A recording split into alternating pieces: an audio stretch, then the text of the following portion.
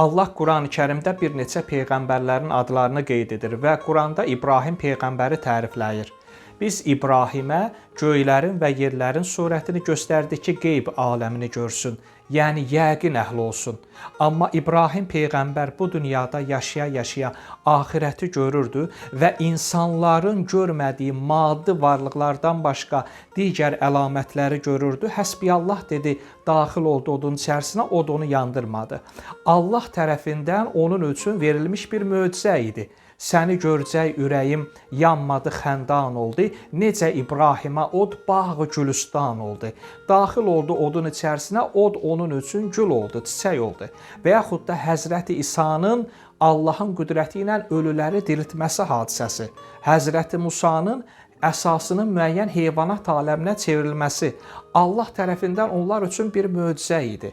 Və peyğəmbərlərin içərisində ən varlı, ən imkanlı peyğəmbər Süleyman peyğəmbər idi. Süleyman peyğəmbərə quşların ona tabe olması, quşların dilini bilməsi hadisəsi, bütün həşaratların, canlıların dillərini bilməsi hadisəsi onun üçün bir möcüzə idi. Yaqub peyğəmbərin oğlu Yusifin hadisəsi, Qurani-Kərimdə bu barədə ayələr var. Bütün heyvanlar, vəhşi heyvanlar peyğəmbərlərin ətrafında dolanardılar.